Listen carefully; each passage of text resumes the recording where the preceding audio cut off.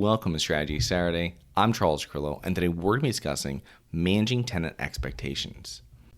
Have you always wanted to invest in real estate but didn't have the time, didn't know where to find the deals, couldn't get the funding, and didn't want tenants calling you? Since 2006, I've been buying income-producing properties in great locations that provide us with consistent passive income while we wait for appreciation in the future and take advantage of tax laws while we're waiting. And unlike your financial advisor, we invest alongside our investors in every property we purchase. Check out investwithharborside.com. If you like the idea of investing in real estate, if you like the idea of passive income, partner with us at investwithharborside.com. That's investwithharborside.com. After many years as a landlord, both self-managing properties and hiring third-party managers, I have found that a successful rental experience for both the tenant and the landlord depend on both good communication and established expectations. If you've heard prior episodes of the show, you know I'm a proponent of cover letters on leases. The simple reason being, most tenants do not read the lease. The cover letter spells out the important parts of the lease that you can easily review with a tenant when they're signing the lease. This is also a great place to list expectations before tenancy. I would literally go through the 2-page cover sheet with tenants and make markings with a highlighter of important points. Now, expectations you should be setting prior to move-in would include expectations in terms of rent collection, when it is due, how it should be paid, and what the consequences are of late rent, a late fee. And the eviction process starts X number of days after rent is due. This is going to make it much harder for tenants to try and negotiate with you since you already have set terms. Expectations in terms of maintenance, so regular maintenance and after hours emergencies. Who should they call? And what are the examples of each? Tenant responsibilities. For example, trash is collected on a Wednesday, so bring your trash out Tuesday night. Parking rules, utility responsibilities, pets, additional roommates, etc. Explain what normal wear and tear is and what is not normal wear and tear. Set move-out expectations at the time of tenancy, and when someone notifies you they'll be moving out, how they will need to leave the unit, when their security deposit will be returned, and no, we will not use a security deposit toward your last month of rent. I cannot stress how important it is to make expectations prior to move-in, and with some tenants, you're going to need to remind them of the expectations throughout the lease. Someone's window blinds breaks on a Saturday, we will go there on a Monday. It's not an emergency. Someone has water leaking into their apartment, we'll be there within 30 minutes. And keeping open lines of communication is the best policy. Always have a number that tenants can contact you or your firm with. Usually it'll be like a 9 to 5 number and then maybe an after hours number for emergencies.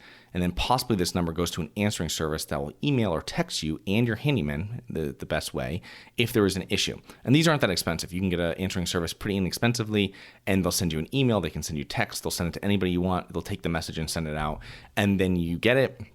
Your handyman would also get that, or your team, and then the person, whoever is responsible or on call, will go and do it. But you'll have an idea. You should also be on that as the owner, and you have an idea of what's going on, and that's a very inexpensive, easy thing to set up. Larger operations might have an online portal, but if there's an emergency, I really want to have the tenant should have a phone number, and I want to be alerted as soon as possible what is going on, especially like if there's some sort of issue with water, because it can damage your property, and it's probably one of the most damaging substances that can enter your property. So handle tenant problems swiftly. Do not delay a response or action. Issues begin when landlords or tenants avoid the other party. Handle issues immediately, and this will help you keep good tenants. So if a good tenant or any tenant has a problem, tell them immediately that you've received it, you're going to start working on it, and then let them know as soon as that you have a resolution to it, let them know. And that open lines of communication is going to allow you to keep the good tenants, and you can then sift out any tenants that are less than ideal, let's say. Being a landlord is a two-way street. You want to let your tenants know that if they pay their rent on time and respect their neighbors in the property, you'll make sure to make repairs and maintain the property throughout their tenancy. And you need to be firm and fair. The longer you keep tenants in your units, it's going to be the more money you're going to make. And that is really what it all comes down to. You're never going to maximize the profitability of your property if you have tenants leave every 12 months or less. Landlords start maximizing the profitability when tenants are staying for 24 plus months. Quality service will lead to quality tenants. So I hope you enjoyed. Please remember to rate, review, subscribe. Submit comments and potential show topics at globalinvestorspodcast.com. Look forward to 2 more episodes next week. See you then.